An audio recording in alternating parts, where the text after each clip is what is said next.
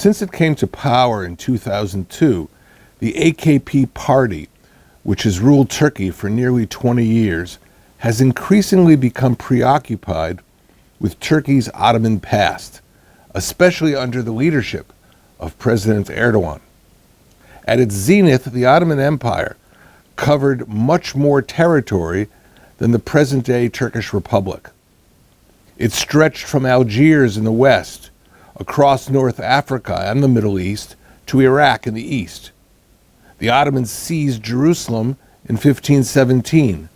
The Ottoman patrimony also covered territories from southern Poland in the north to Aden at the tip of Arabia in the south, including the holy cities of Islam, namely Mecca and Medina.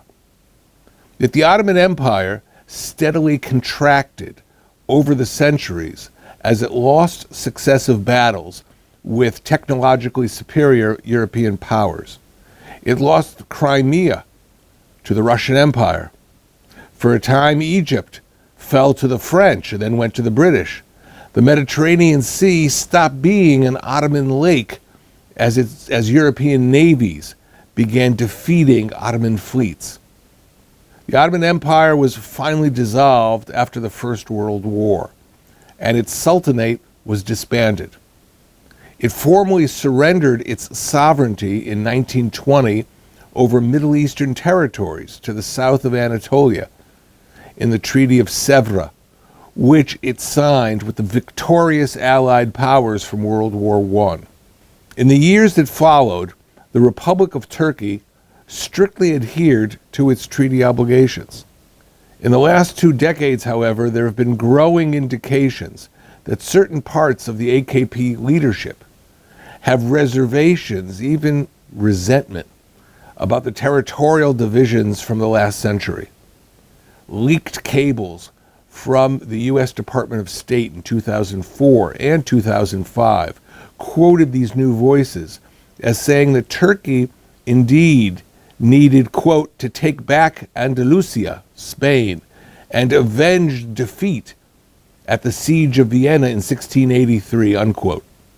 Of course, the Turks are not about to launch a land invasion of Eastern Europe, but their leadership may have other ways of promoting their traditional interests, which they believe are threatened by their old Western rivals.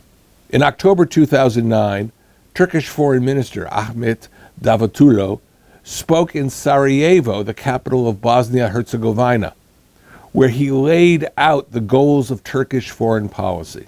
He declared, quote, like in the 16th century, which saw the rise of the Ottoman Balkans as the center of world politics, we will make the Balkans, the Caucasus, and the Middle East, together with Turkey, the center of world politics in the future. This is the objective of Turkish foreign policy, unquote.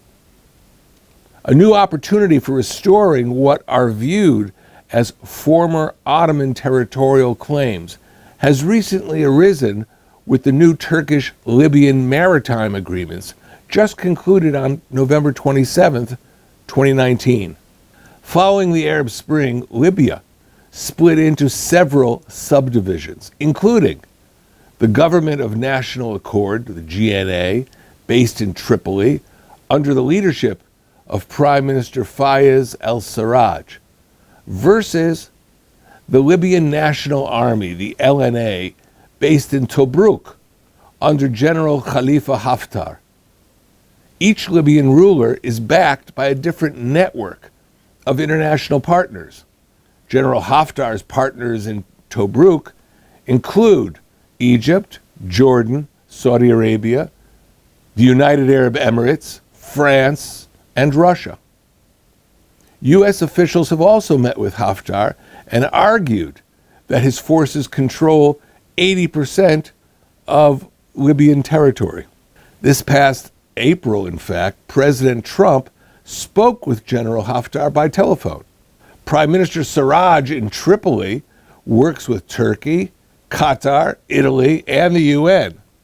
Sarraj also has links with the Muslim Brotherhood and has met with their representatives. Turkey has been supplying weapons, including drones, as well as training to Sarraj's forces. Last month, with Turkish support, Sarraj created an exclusive economic zone, an EEZ, for Libya, extending 200 nautical miles into the Mediterranean Sea, in accordance with the 1982 UN Convention on the Law of the Sea. Libya's exclusive economic zone touches the exclusive economic zone of Turkey, making their maritime borders contiguous in the middle of the Mediterranean. These agreements do not establish sovereignty over the Mediterranean seabed, but they do help define the rights of Mediterranean states to exploit hydrocarbon resources. Nonetheless, the new agreements were celebrated in Turkey. The Memory Translation Service reported that the editor of the mouthpiece of the AKP Party wrote an opinion column on the Libyan agreement entitled, quote, "Barbaros is back," unquote, referring to the Ottoman admiral who secured the Mediterranean for the Ottoman Empire in the 16th century.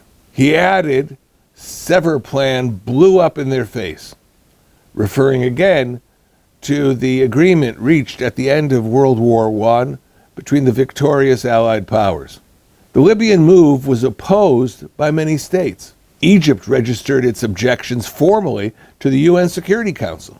In private conversations reported in the press, Israeli leaders called the Libyan-Turkish deal illegal. President Erdogan of Turkey has not ruled out the dispatch of Turkish forces to Libya in order to protect the Sarraj government in Tripoli. Russian President Vladimir Putin warned last July already that Syrian militants from Idlib were infiltrating Libya and could be used in a number of conflict zones. He did not identify which jihadist group was coming to Libya. But 2 days after Putin spoke, an ISIS Libyan cell reaffirmed its allegiance to the organization. Clearly, the struggle for Libya has all the potential to draw in multiple powers who have a direct stake in its outcome. America has always viewed the developments along the southern flank of NATO as being critical for its security. That was the case during the Cold War, and there is no reason to believe that this position has essentially changed today.